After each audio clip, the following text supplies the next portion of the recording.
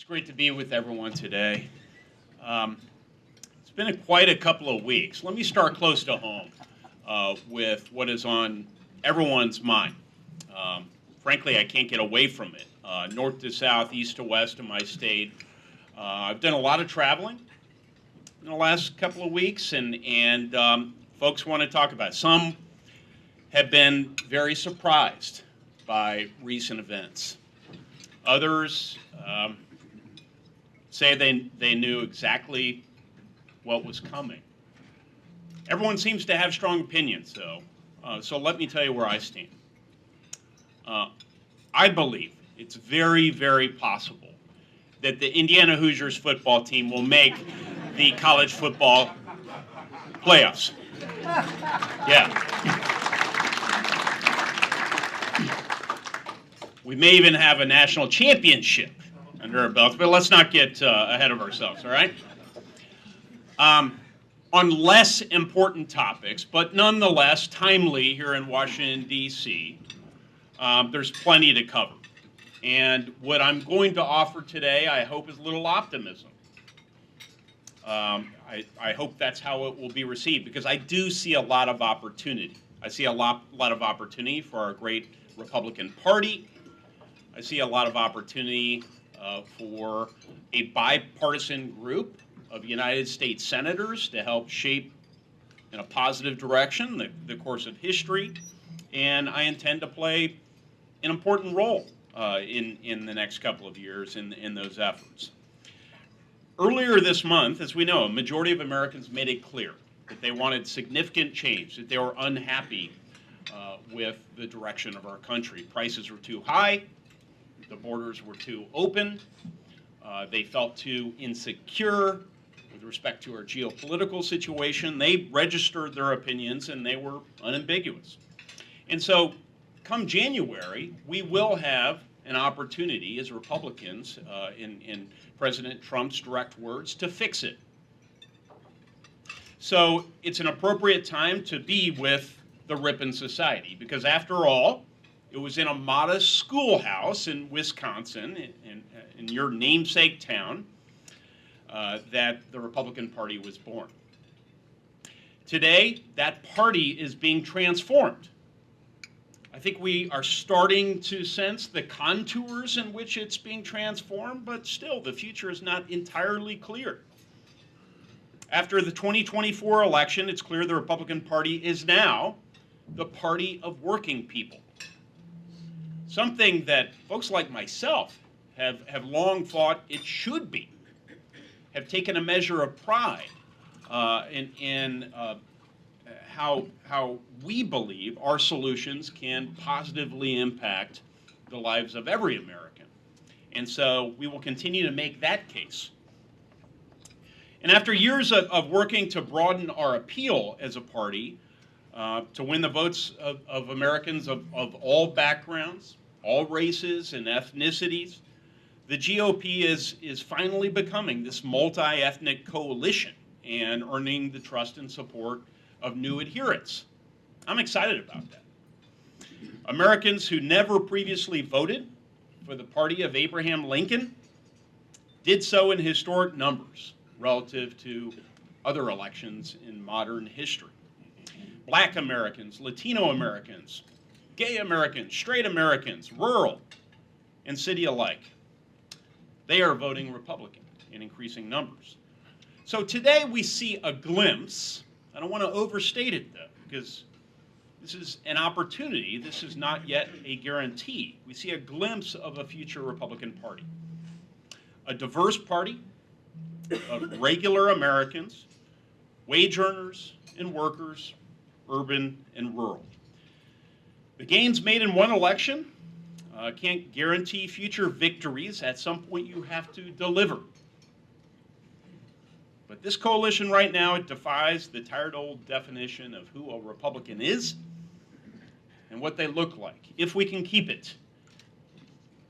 And keeping it is contingent on formulating a clear policy agenda that addresses the concerns of the folks who place their faith in this party. So I do know from our conversations coming out of recent leadership elections that our party is blessedly focused on the future. There's been some talk in recent months and years about grievances.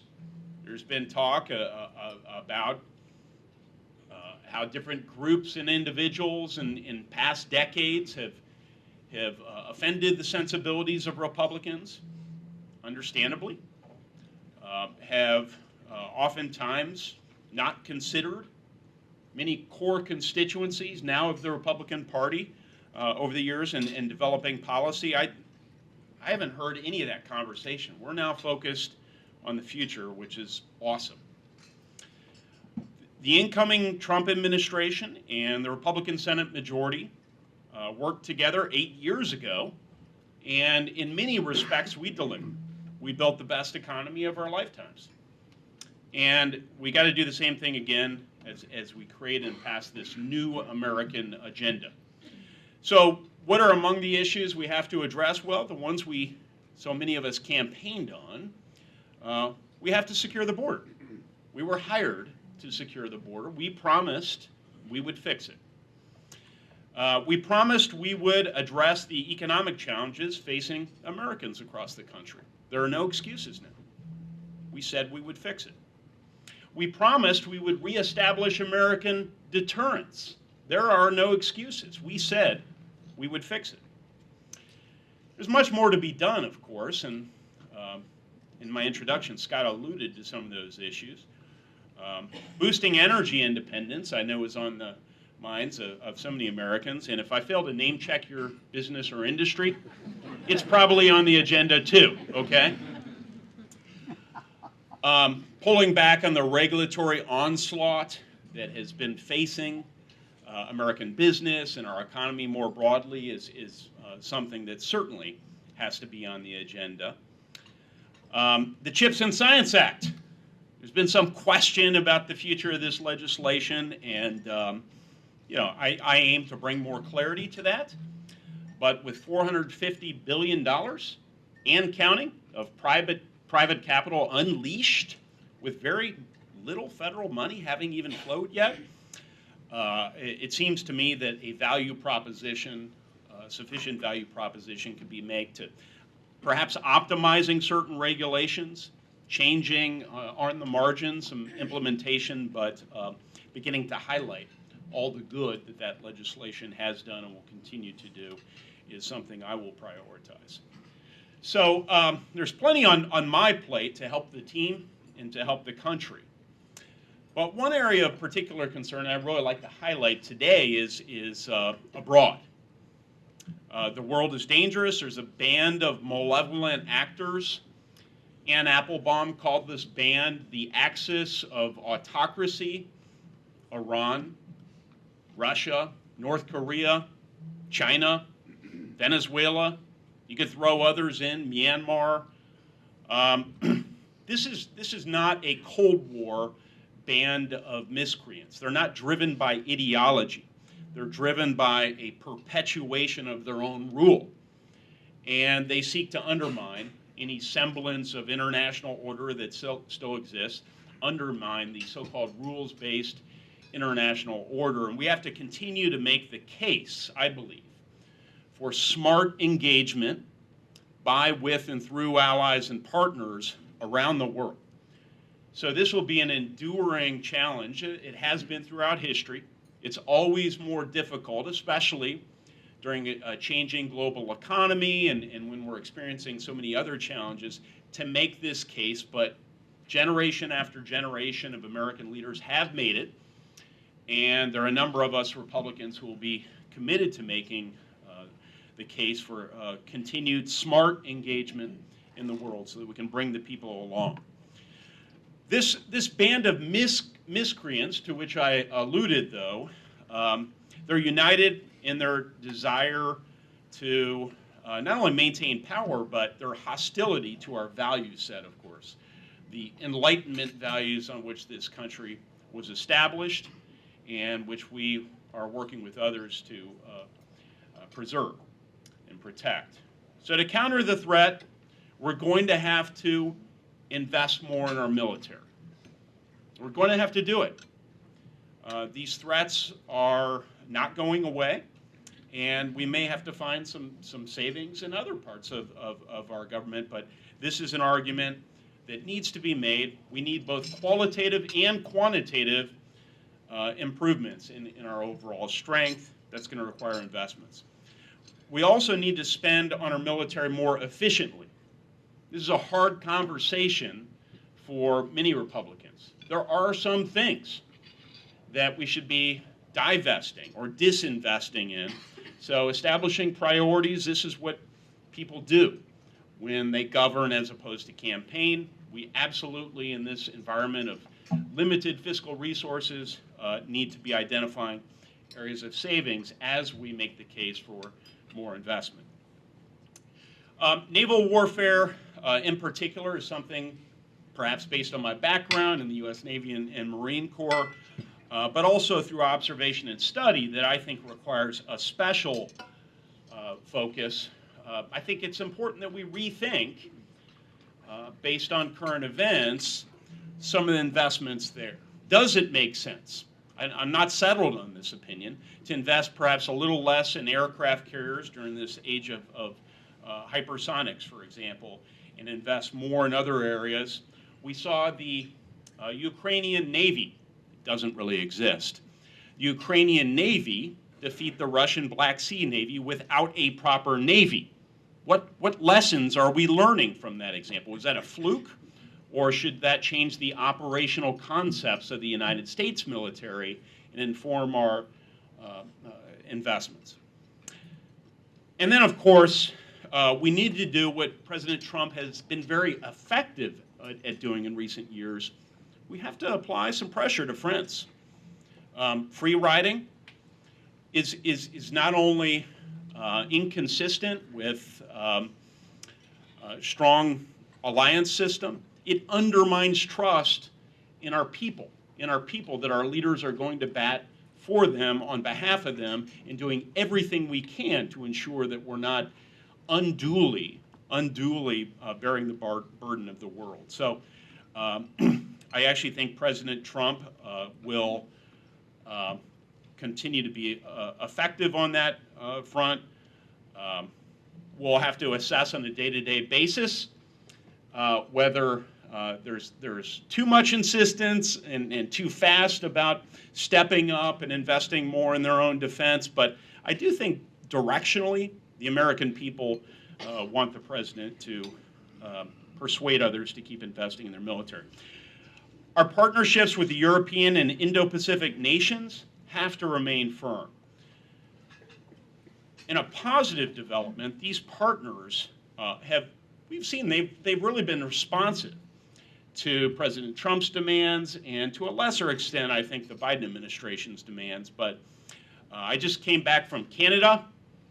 They are definitely going to be upping their game vis-a-vis military spending, and they have been one of the most problematic participants in NATO. So the fact that the Canadians are stepping up is fantastic. The world's also witnessing in real time how AI is transforming warfare in Eastern Europe. Ukraine has used technological innovation to make up for Russia's advantage in manpower. Experimental AI is aiding the Ukraine war effort in the form of drone swarms, intelligence gathering, and mine clearance. As these battlefield applications of technologies evolve independent of the war in Ukraine, we need to ensure that America continues to lead the way in development of AI platforms, military and non-military. Because, of course, this is a dual-use capability for a nation. If we have the world's greatest tech companies, the world's greatest developers, we will almost certainly have the best AI capabilities in the U.S. military. So it's essential that we preserve that capabilities. We don't want our war fighters to ever have to fight a fair fight. There is a connection between our continued role in leading the development of AI and our prosperity as well. One of the lessons we've learned throughout history is that, in fact, the book, The Rise and Fall of Great Powers, was written based on this theme. It was that if you can lead in the development of next generation technologies throughout history, you'll be more productive than your rivals, and that material wealth leads to more military power and enables you to defend your people and your way of life. So let's just draw from lessons of history and ensure that we continue to do what is necessary in terms of a proper regulatory atmosphere and any federal investments that are necessary in workforce and research, that we will always have better AI capabilities than our adversaries. Something I've been working with Senator Rounds and Schumer and Heinrich on quite a bit in recent years. Different rates of tech advancement correlate with all these other forms of power is the bottom line. There's another dimension to artificial intelligence for those who've been following this, and it is standard setting. This can be it's kind of a skull dragger of a topic, but when you think about it, it's really important. If we can embed in these AI algorithms our standards and our values with respect to things like privacy and openness, and even things like consumer protection, instead of the Chinese values, and the Chinese want to achieve the proper scale in AI in order to sell into Western markets, then we've arguably sort of won the tech competition. China will have to, they're not going to develop techno-authoritarian, privacy-impinging systems. Instead, they'll have to adopt our systems and our standards in order to stay up with us with respect to technology. That's a key diplomatic point. It's why my office, working with some others, has been working hard to ensure that our diplomats are trained in emerging tech so that they're equipped to work in this tech realm, advancing our values without a whole lot of cost.